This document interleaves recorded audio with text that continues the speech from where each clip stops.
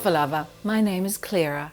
When you send your children on an outdoor adventure camp or program, you're probably expecting that the activities will be based upon water safety, abseiling, mountain biking, caving, canoeing, camping, environmental well-being, outdoor learning experiences, outdoor education, that sort of thing. Not so fast. A new curriculum by Education Outdoors New Zealand, labelled Going with the Flow, is a gender fluidity indoctrination course for young boys and girls, being smuggled under the guise of teaching young girls how to navigate their menstruation cycle in the outdoors. Although it does have some positives in regards to equipping young girls for outdoor activity, as well as breaking down unnecessary stigma around the menstruation, the majority of the course contains indoctrination around the fluidity of gender, and then even goes as far as manipulation of students to reconsider their gender and sexual orientation. The curriculum contains 4 videos to be presented to the children as well as in classroom teaching and activities. I'll take you through the most concerning content, beginning with the 4-part video series. Within the first 30 seconds of the first video, we have a biological woman describing what waiting for her period was like. Let's see how she helps settle the possible apprehension of young girls. It was just like waiting for doomsday, like this is not supposed to be, which I guess is quite a unique experience maybe to trans and gender diverse people who were assigned female at birth. This course is claiming to break down the stigma and negativity around periods and equipping girls to tackle life head-on, regardless of if they're on their period or not. But then another theme is how getting a period as a woman with gender dysphoria can be described as doomsday. This messaging could prompt girls to connect the dots and think, if I'm worried about or nervous for my period, perhaps it's because I'm not meant to be one, because I'm actually meant to be a man. This couldn't be further from the kind of messaging that young 10 and 11-year-old girls need.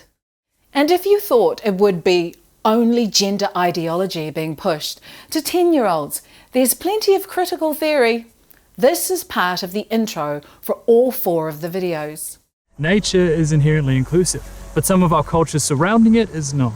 False beliefs, negative perceptions, and a lack of support and education mean that some people who menstruate don't get to enjoy Papatuanuku and all she has to offer. All she has to offer? She?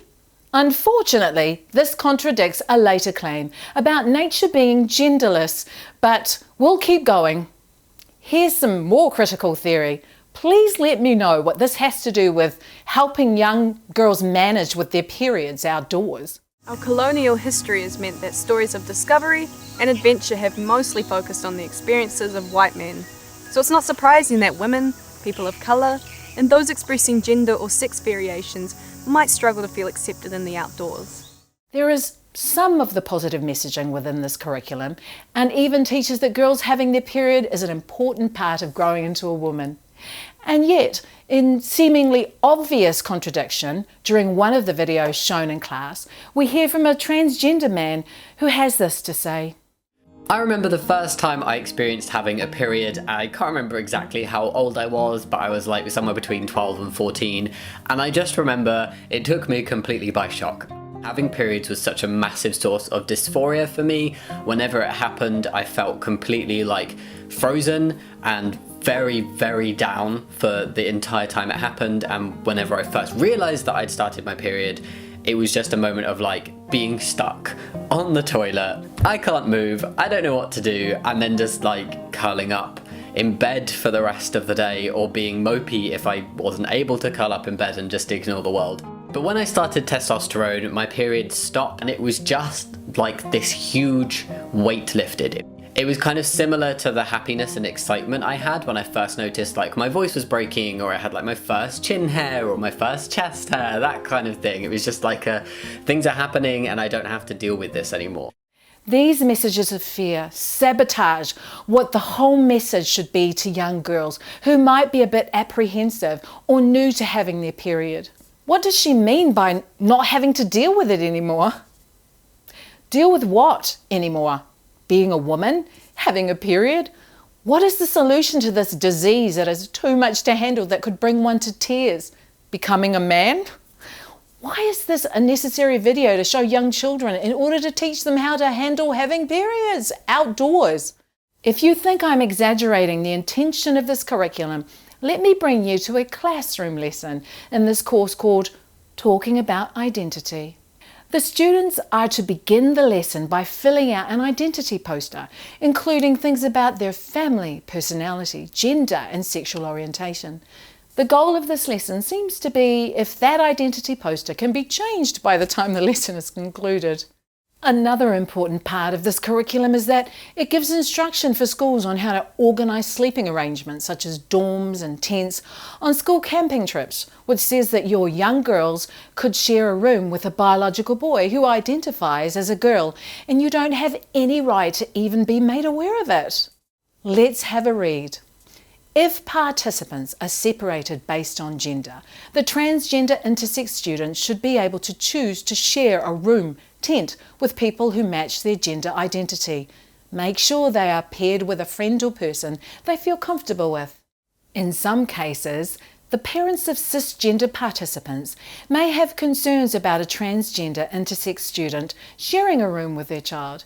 It is important to remember that the transgender intersex person is much more likely to experience harassment and exclusion than any risk they pose to their peers. The school or outdoor organisation has an obligation to maintain the student's privacy and cannot disclose their transgender intersex status to other students or parents, or require them to disclose it if the student has not already done so. Did you notice how your rights as a parent don't even extend enough to be told what's taking place in this area?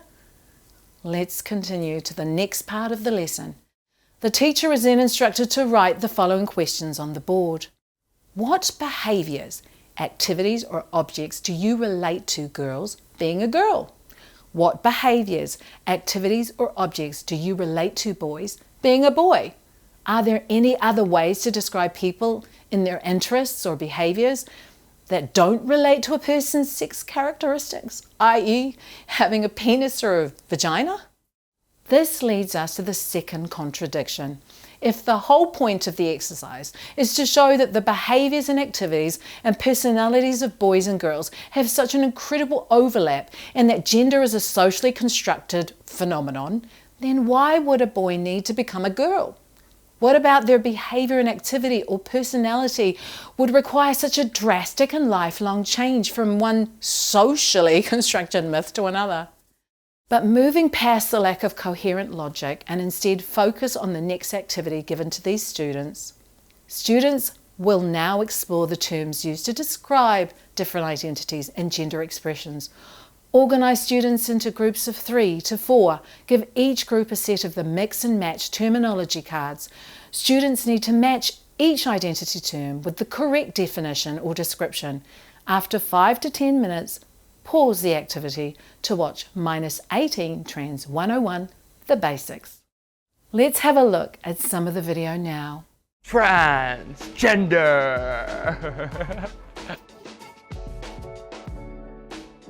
You probably heard the term transgender or even gender diverse. That's when your gender doesn't entirely match the one you're assigned at birth. A lot of people use trans for short. That can mean the gender you were assigned felt meaningless, restrictive, or altogether just didn't quite fit. That might seem like a pretty broad definition, and that's because it is. And the most important thing you need to know, there's no one right way to be trans.